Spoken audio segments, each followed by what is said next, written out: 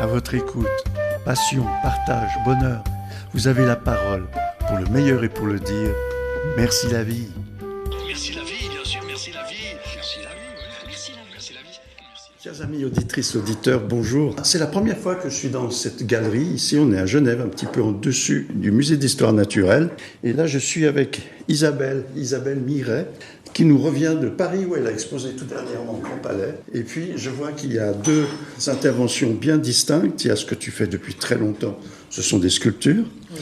À ce propos, d'ailleurs, il y a une telle douceur au toucher que j'ai un ami qui est non-voyant. J'aimerais bien le faire venir une fois pour qu'il caresse un petit peu tout ça, puis qu'il nous donne son sentiment par rapport à ce travail. Absolument. Parce que je trouve ça magique. Moi, je ne peux pas m'empêcher de toucher tes sculptures. On est dans le soft. Oui. Par contre, de l'autre côté, maintenant, il y a quelque chose que tu fais depuis quelque temps, ce sont des gravures. On est toujours dans le minéral, on est à la montagne, on a l'impression de voir un chouka dans un endroit en train de s'amuser avec ses potes. Et puis là, par contre, on n'est pas dans cette même douceur, je trouve, que tu exprimes à travers la pierre, mais on est dans la montagne, c'est abrupt, il n'a pas l'air d'y faire très chaud. Mais je sais qu'Isabelle, c'est quelqu'un qui adore se balader dans ces contrées-là, de rencontrer un gypaète par là qui traînerait par hasard. Isabelle Miret, bonjour. Bonjour. Dans quelques instants, tu ouvres les portes à nos visiteurs. Oui. Merci d'être là. Avec grand plaisir. Cette exposition, c'est vraiment un dialogue très intense, très profond entre sculpture et gravure. Mes sculptures, ce sont des marbres polis pour la plupart, polis pour leur douceur, polis pour leur restitution de leur veinage, de leur couleur, de leur texture.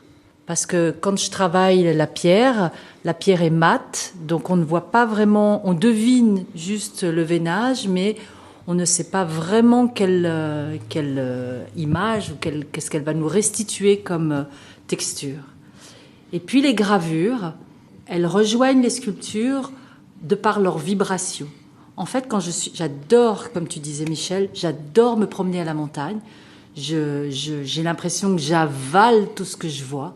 Je regarde quand même où je mets les pieds, mais je suis vraiment dedans à 100%. Par contre, il y a une chose qui m'est impossible, c'est de m'asseoir en montagne et de dessiner ce que j'ai devant les yeux. C'est vraiment, j'ai l'impression d'être une éponge, et seulement quand je retourne dans mon atelier, je me laisse aller dans mon imagination et je laisse ressortir mon amour, cette vibration tellurique, ces cailloux, cette force, cette douceur. Je dirais quand même que pour moi, il y a une grande douceur. Une douceur dans le sens où toutes les choses sont exactement à leur juste place. Certainement, oui. Voilà. Et voilà. Alors peut-être il y a des choses très abruptes, très austères, mais en même temps très francs, très vibratoires, donc très puissants. Et ça nous relie à notre structure profonde. Et je pense que ça nous ancre d'une telle manière que, voilà, on sait à qui on appartient. À l'espèce humaine, à l'espèce nature, à la planète Terre. Et j'ai l'impression que ça nous relie, le ciel, la terre, les éléments, et qu'on fait partie de ce cycle. Et en fait, dans mon travail, j'aime qu'on retrouve cette vibration puissante, j'aime qu'on retrouve ce centre qu'on a à l'intérieur de nous.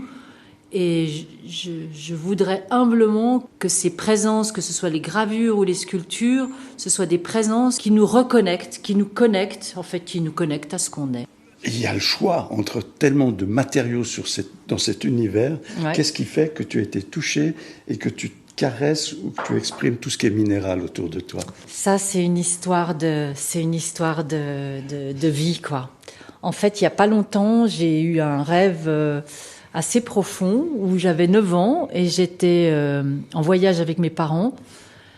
Et il y avait un troupeau de rennes, je faisais une balade avec mon papa, il y avait un troupeau de rennes et j'ai cette image de ce troupeau de rennes et de cette montagne forte, noire, profonde.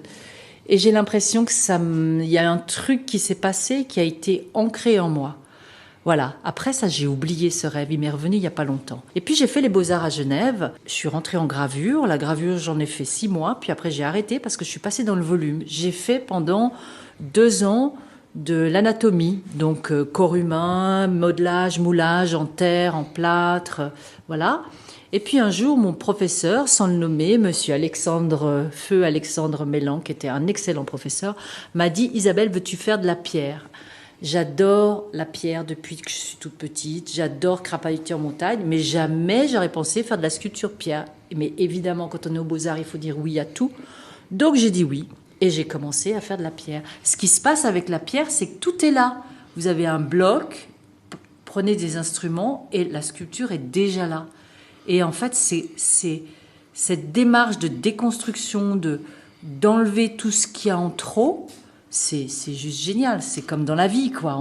D'abord, on retourne jamais en arrière et on essaye de garder l'essentiel. Alors, je pense qu'il y a une collaboration intime avec la pierre, parce que finalement, elle pourrait te dicter là où elle a envie d'aller. Tu pourrais faire de même, toi. Mais quand je regarde ce qui se passe maintenant, quand tu parles de vibratoire, il semblerait qu'il y ait un sacré équilibre entre les deux. Ouais. Ah, j'adore. En fait, je commence toujours mes sculptures par un gribouillis. J'adore gribouiller. Je sais pas trop bien dessiner, mais je gribouille. Dans ce gribouillis, pour moi, il y a quelque chose déjà qui me touche. Alors, en fonction de ce gribouillis, je choisis un caillou dans mon stock, parce que je vais d'abord chercher mes cailloux en carrière. Ça, c'est la première chose et c'est super important. Bref. Et tu fais pas que dans le local, quand tu cherches un caillou, je crois. Européen. Belgique, Espagne, France, Italie, voilà. C'est quand même... Voilà, c'est à peu près ça. Et donc, en fonction du gribouillis, je choisis une pierre et je commence ma sculpture. Seulement, entre mon gribouillis et la sculpture finale, évidemment, il y a tout un monde, parce que justement, la pierre dit aussi son histoire, quoi. Et j'essaye de l'écouter un maximum, quoi, parce que, voilà. Il faut de l'écoute. Puis il faut aussi quelque chose que, bien évidemment, je retrouve chez toi. C'est de la volonté et de la persévérance. Parce que quand on a un caillou devant soi, ou quand on veut monter, justement, respirer le grand air à côté des choucas, il faut un peu des deux, Isabelle. Ouais, il faut de la volonté, ouais. En fait, il faut de la persévérance. Mais c'est une histoire d'amour, de toute manière. C'est une histoire de passion. La pierre, c'est lent. Je suis dans l'éloge de la lenteur. Je suis dans quelque chose de dense. Donc, dans cette ère où on clique sur n'importe quel bouton et tout se passe rapidement, moi, je suis aux antipodes de cela, quoi. Et c'est le luxe, c'est un luxe incroyable, quoi. La pierre m'apprend à être présent au moment où je suis avec elle, à être présente dans chacun de mes gestes, à savoir qu'il va me falloir X heures pour poncer, polir, affiner, tendre, parce que les volumes soient tendus, les lignes soient épurées, essayer d'enlever tout ce qui n'a plus rien à faire là, quoi. Et ça, c'est une histoire de persévérance. Et quand j'ai eu des stagiaires, souvent je leur disais qu'il faut pousser l'œuvre vraiment au maximum.